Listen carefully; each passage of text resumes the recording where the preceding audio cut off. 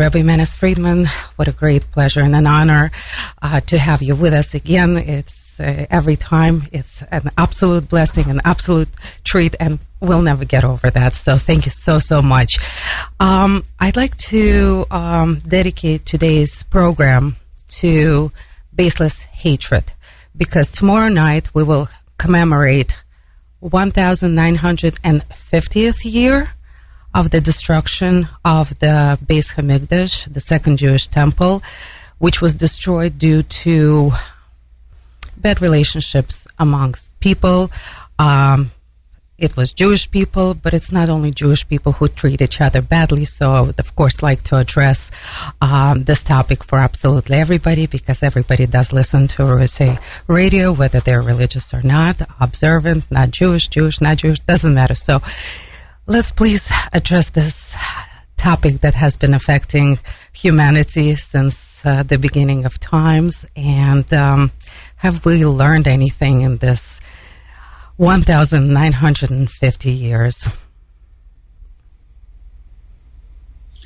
Very interesting. I was just listening this morning to a talk by a man whose father was in the German army during World War II, and the son converted to Judaism. So I haven't finished listening to, I didn't get to the punchline yet, but fascinating how the hatred that he heard from his father actually drove him to convert. But let's like you say, let's try to understand what this phenomenon is. What is baseless hatred?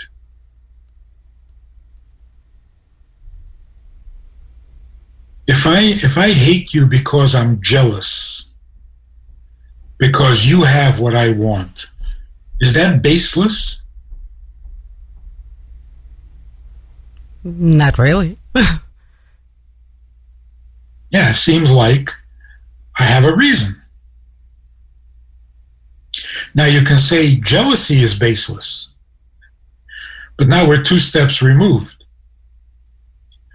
The jealousy is baseless. There's no point, there's no reason, there's no benefit that comes from being jealous.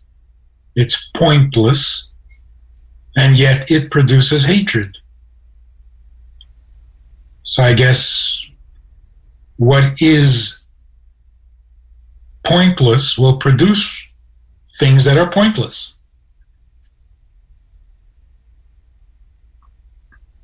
Well, what exactly is hatred? What does that mean? Why does the existence of things disturb you so deeply that you hate it? So first of all, we have to know that hatred is a relationship.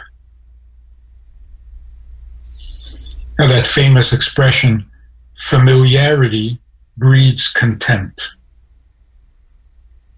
When you get overly familiar with someone, it leads to contempt. I think the difference between contempt and hatred involves me with the person I hate. It's a relationship. I'm caught up. I'm obsessing about you. I'm reacting to you. You're moving me, but in a negative way. Contempt means I write you off, you're out of my life, you don't mean anything to me. It's the end of a relationship, which in some way is worse. It's colder, it's more dangerous. The dehumanizing of the enemy is what allows a person to kill his enemy without conscience. So you don't kill because you hate. Hate involves you with the person you hate. So in some sense, as I heard somebody explain, Christians never decided to annihilate Jews. Torture, forced conversion, pogroms, localized, but never like the Nazi plan of annihilation, God forbid. Because there was a hatred between Christians, from the Christian to the Jew. Hatred does not lead to genocide. It's almost like, if you kill out all your enemies, who are you going to hate? You don't want to be left with no one to hate. But when you have contempt, that's more dangerous. That's colder. That's more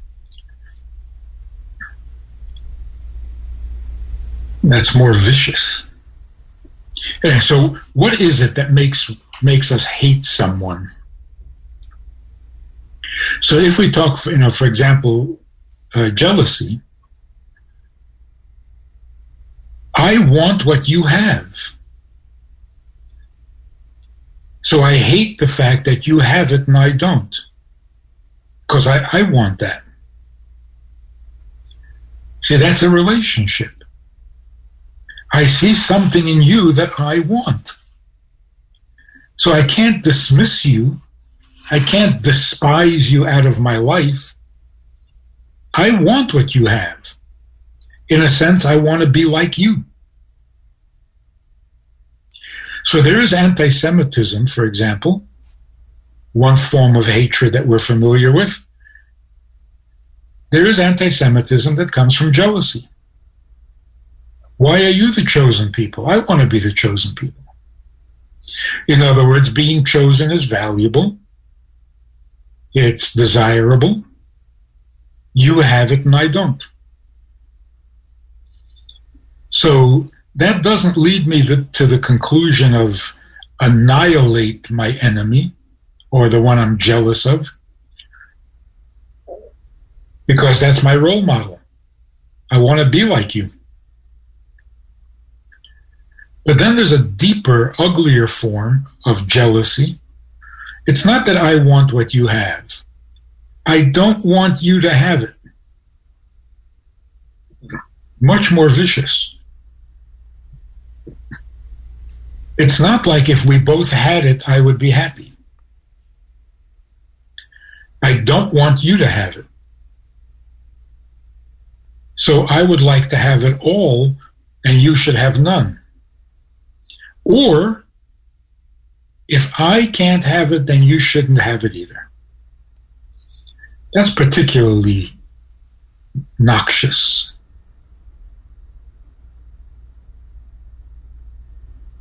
That comes more from a feeling of inadequacy on my part.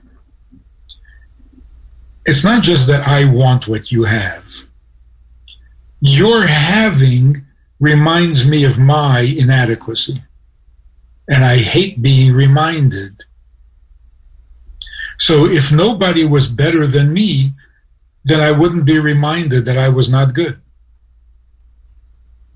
So I would, because I am on a lower level, I want to bring the whole world down to my level or below my level so I can feel superior. That's the two types of anti-Semitism that we're familiar with. In the story of Purim, in Megillas Esther, the story of Esther, there were two anti-Semites that the Jews were threatened by in the story of Purim, in ancient Persia. There was Haman, who wanted to annihilate the Jewish people. And then there was the king, Ahasuerus, who empowered him, or authorized him, agreed with him. Go ahead and do it. They were experiencing these two kinds of jealousy, or these two kinds of hatred. Haman felt inadequate, and the Jews reminded him of his inadequacy. So he felt the need to destroy. Achashverosh, on the other hand, he felt that I would like to have what they have. So he wasn't as dangerous. When Esther came and said, "Hey, these are my people you're talking about," he immediately changed his mind.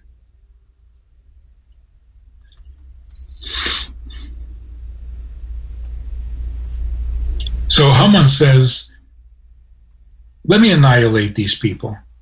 And Achashverosh says, "Yeah, they're in my kingdom and I don't need them." So he wasn't feeling inadequate.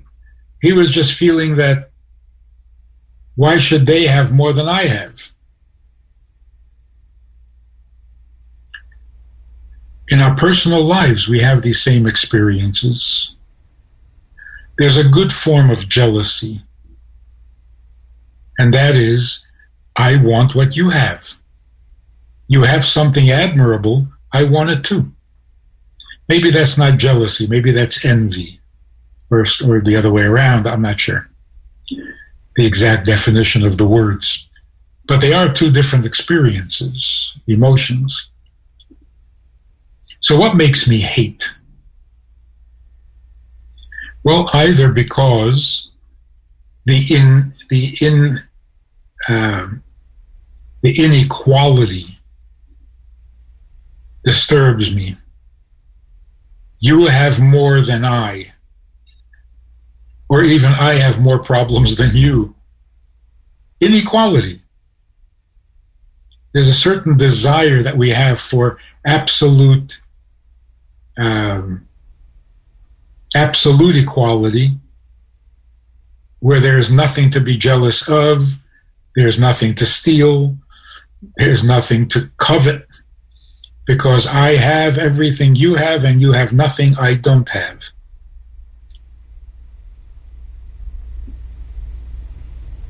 That would not be a good world. That's enervation. You simply stop feeling anything and everything, and not good. But there is that desire for perfect balance, perfect symmetry. Anything asymmetrical disturbs me. So if you have something I don't have, that disrupts my idea of a perfect universe. Perfect balance. It's like some people love San Diego. The temperature is always 72. Sometimes it goes down to 71, and that disturbs them. But it doesn't happen often enough for them to leave. And then there are people who say, how can you live like that? The same temperature, the same every single day? You never have to shovel any snow? They love the changes. In the advertising world, in the visual arts, there's the appeal that sells, that comes from symmetry. A perfectly balanced photo, a perfectly balanced face is considered beautiful when it's perfectly symmetrical. And they use that in advertising. But then there's also the appeal of the asymmetrical. Like put the picture a little off center, and that catches people's eye. Some will hate it. But then some people hate the ordinary and the predictable and the symmetrical. So there's something interesting in the asymmetrical. But in life, when life is a little asymmetrical, it disturbs some people deeply. They hate it. So you might say that the hatred comes from a desire of a perfect world. the need for perfection, the intolerance to imperfection. Like there are certain people, if you take it to an extreme, some people cannot go to sleep at night if the picture hanging on the wall is a little off, a little crooked. They'll try to go to sleep, but it'll bother them. They have to get out of bed and go back and straighten out the picture. Then they can sleep. I don't know what the official title for that is. Fastidious, perfectionists. But that's what creates hatred. The need for perfection. So there is that silver lining. There is something positive about hatred. Intolerance of imperfection. But you got to know where to put that. Venting it on others is obviously not a solution. So people who are angry should stop and consider, what's making me angry? What is this perfect world that I am so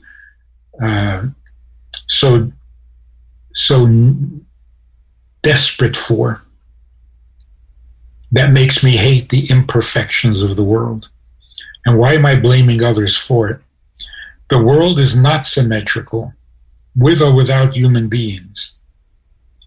So I got to make peace with the world, and if I want perfection, I have to produce it. You can't expect it from nature. Nature is made up of imbalances or checks and balances.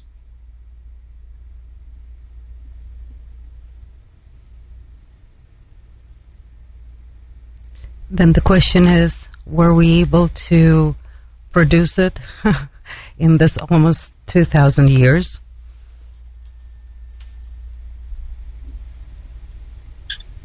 I think the first step towards healthy thinking is to be disillusioned with the unhealthy. You can't skip that step. You can't just want perfection and never having experienced the imperfection. So if we can genuinely reject the imperfect world that we're used to, because we see its flaws, we see its ugly side, and then we try to bring about the perfection or the improvement leading to perfection, then we have a productive use for the anger, for the hatred, for the feeling of something off, something disturbing the perfect equilibrium, like in the Garden of Eden. So I think Adam and Eve, even after a few hours of the Garden of Eden, were fascinated by a tree that was a little off, because everything else was just so perfect. It was so boring. So God actually said, of the fruits of all the trees you may eat. And they said, oh, boring. Well, they're all good. That's so boring. So if they're all good, which one should I eat? What's the difference? They're all good. But then they were told that there's a tree that is not so good. That was intriguing. The asymmetrical, the exception to the rule, the disturbing factor, that draws our attention.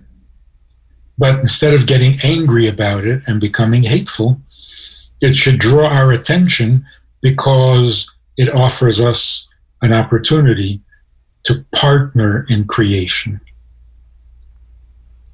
to be an agent for perfection, not just demanding perfection.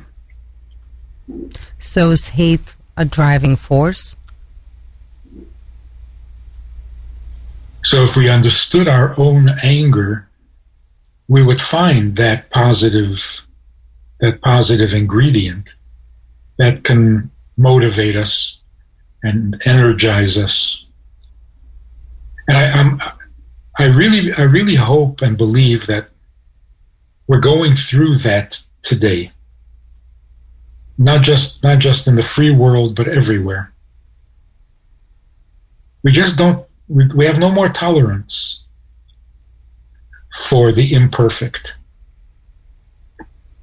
But we got to be careful not to vent our frustrations. But so both things are happening today. People have become very intolerant of the imperfections, and some people are venting that intolerance in a very unhealthy way. For 2,000 years, we had so much to learn, and we're still learning. Is there a light at the end of the tunnel anywhere that we're actually going to say, okay, lesson learned, let's do something about it? We're a little learning disabled. So we need a really talented teacher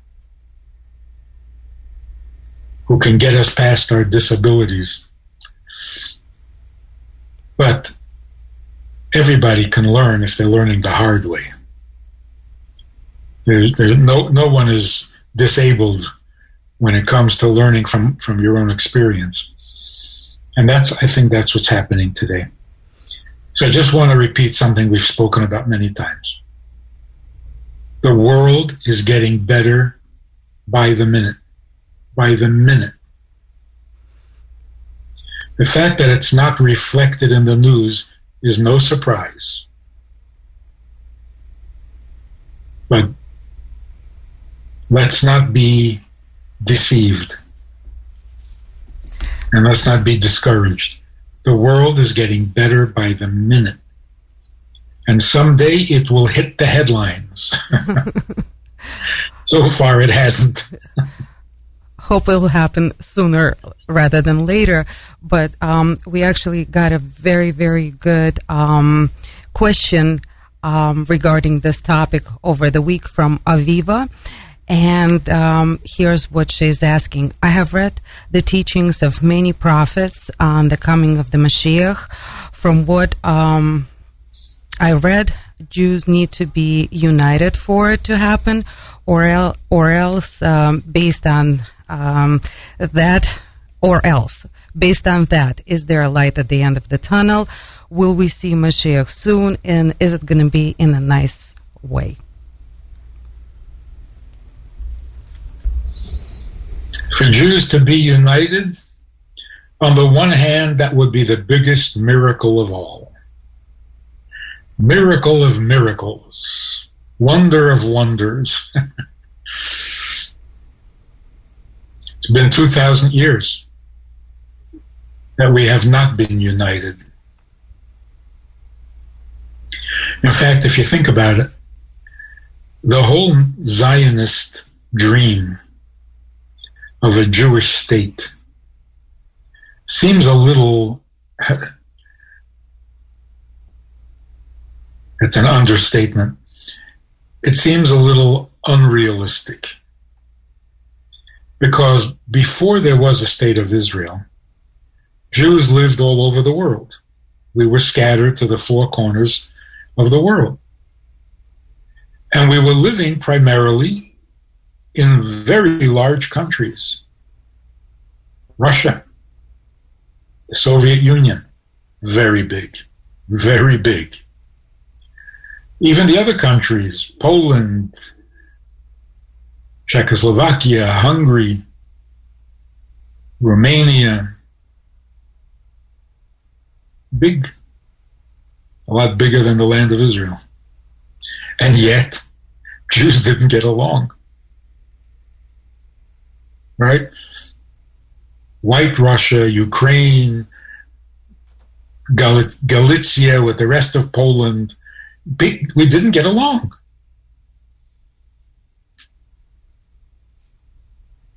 Somebody has a dream, and he says, let's take all these Jews who don't get along in big countries and squeeze them into a little country. And what were you expecting? That was crazy. That wasn't a dream, that was a nightmare. So what was he thinking? What was anybody thinking? Survival of the fittest? Throw them all into a little country and see who survives? The thinking was that Jews don't get along because we live in different countries. So if you're a Russian Jew, you can't relate to a Polish Jew, or to a Romanian Jew, or to a Hungarian Jew, or to a German Jew. The ideal was if we stopped being Russian Jews or Ukrainian Jews or French Jews, if we just went back to being Jews, then we would get along.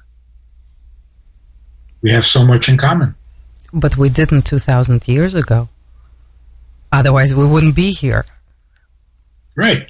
So to correct that, let's get along again. Let's go back to being just us, Jews. What a nice idea. So now you have to wonder what went wrong. Why didn't this nice idea work? Well, Jews came back to the land of Israel, but instead of just being Jews, they divided themselves into political parties, into religious parties, the Haredi, the super religious, the semi-religious, the former religious, the future religious. Nobody is just a Jew. So instead of being Ukrainian Jews, now we became political Jews. The right, the left, the center. Nobody is just a Jew in Israel. Everybody is aligned with some party, with some policy, with some philosophy, with some, this kind of yarmulke, that kind of yarmulke, the black hat, the white. But what if we really did just go back to being Jews? Jews. Like, excuse me, are you Jewish? Yes? Well, then let's put on tefillin.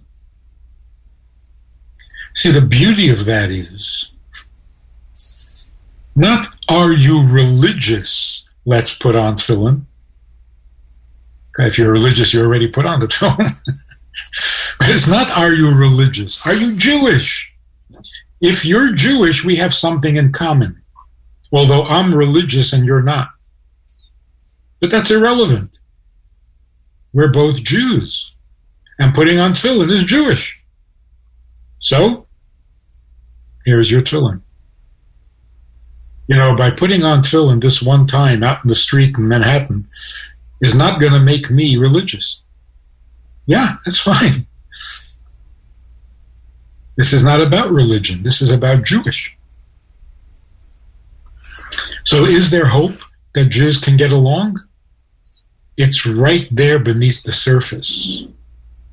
Let's just stop playing games and we are one people. Am echad. We are one people. We just keep getting distracted by all these issues and isms, including Judaism. I remember I was speaking, I think it was in Denver, Colorado, many years ago. I was talking about Judaism and Jews. And this one, when it comes to the comments and questions, this one guy said, I've been sitting here for an hour listening to you refer to me as Jewish, and I resent that. I thought, boy, you walked into the wrong program. What do you mean? This is about Judaism, about being Jewish. He said, no, you don't understand what I'm saying. I resent being described as Jewish. I'm not Jewish. If something is not quite hot and not quite cold, it's warmish. If it's not quite blue, it's bluish. I'm not Jewish. I'm a Jew. There's nothing ishy about it. That was perfect. Brilliant. That's our problem. We're too Jewish. We got to just be Jewish with nothing ishy about it. A Jew is a Jew. If we thought that way, we would get along fabulously, because that's the truth. But we keep getting distracted by how Jewish. How ishy are you? I'm very ishy. I'm very Jewish. You're not as Jewish. It's so silly. It's so petty. So yes, Jews being united is a condition that is necessary for the coming of Mashiach. And that's why we're working so hard for the last 50 years at getting rid of all these labels and titles and Orthodox Jews and Reform Jews and conservative Jews and New Age Jews and Reconstruction Jews, and got to get rid of all these titles. They're no good. There's Hasidic, and that's it. I'm okay with that, but well, but then Hasidic. There are so many Hasidics, so it just has to be Chabad. That's it. No titles, just Chabad. The point is, Chabad is not a title. It doesn't describe a group. See, Lubavitch kind of describes a group, the group that came from the village of Lubavitch. But Chabad means using your mind. Or does that describe a one particular group? No, it's a universal thing. Universal, not even limited to just Jews. To use your mind to get closer to God so that you can love Him. That is not parochial. That's inviting, challenging. So yes, we must focus on what is common to all Jews.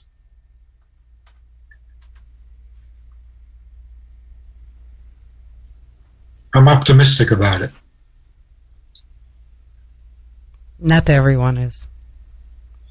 Not everybody's optimistic? Not everyone is optimistic. In fact, from Aviva's comment, I received that she just does not see it happening. She's worried, yes. Yeah. Well, instead of just worrying, let's do something about it. Please tell us what. Go on.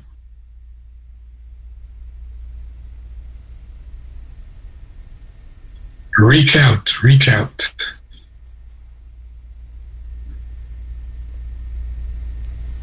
Get past the apparent differences. The truth is, we got to go even beyond that. Got to reach out beyond the Jewish community even.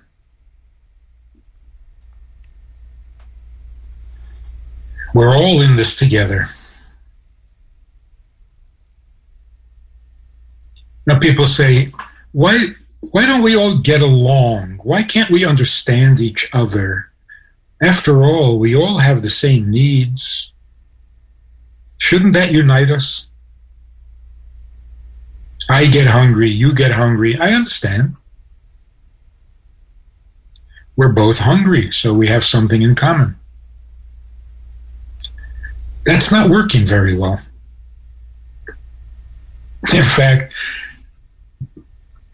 that's precisely where our problem is. You're hungry and I'm hungry, so who gets the sandwich? If I was hungry and you were not, we would get along perfectly, because I would get the sandwich and you wouldn't care. But when we're both hungry and there's one sandwich, okay, now we got a problem. So having the same needs is what makes us competitors. If you have the same need I have, then you're threatening me. You're competing with me. So having common needs does not unite us. It sets us against each other. What then can unite us? And it can't be just goodwill. If everybody was nice and generous, we would all get along. Of course. That's a no-brainer. What unites us is if we have the same cause. The same cause. It's not my need, because my need makes me selfish. And if you have the same need, it makes you my enemy. But if we have the same cause, we both are trying to accomplish the same thing, then we become allies. Then we need each other. Even if we're not the nicest people in the world, which we're not. So, yeah. What is that common cause?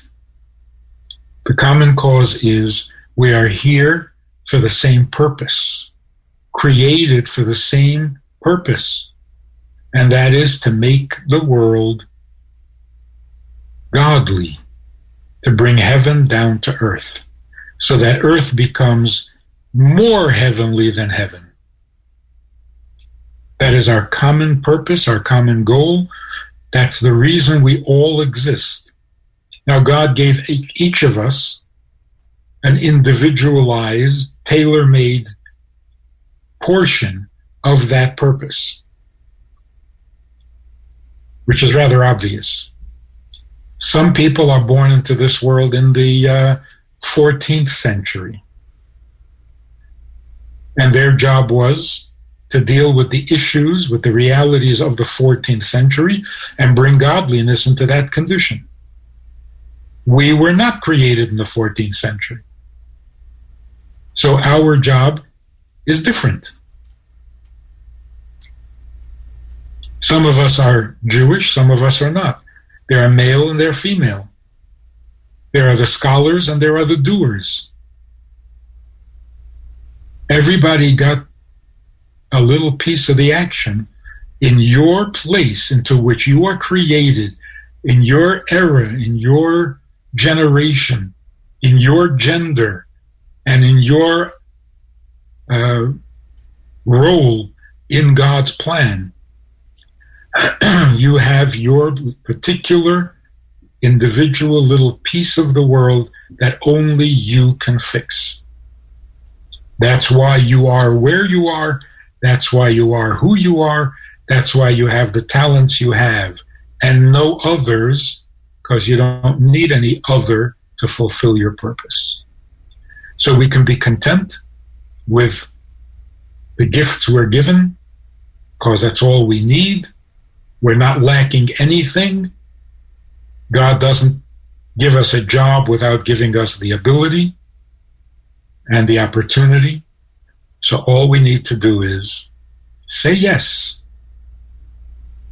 God wants us to make the world godlier. Okay. I will do it. Where will I do it? Where I live. With what? With the gifts I have. When? the sooner the better. Now would be a good time. I'd say so. Yes, I think it's the perfect time. And I think actually that is exactly what is happening to the world. The world is uniting for the good. I mean, there are still those others, but in general, I think people are getting good values, good morals, and they want to be together to fix things. They're getting together to fix things. So may it just continue. More than ever. Yes. More than ever. So God willing, it's just going to continue happening, and we'll get to that very, very good place that God intended us to get to. So, Rabbi Friedman, amazing. Again, thank you so much for being with us today. Thank you for your wisdom and your insights, and we look very much forward to our next meeting a week from today at 12:15. Well, all the best. That's all I can say, and thank you very much.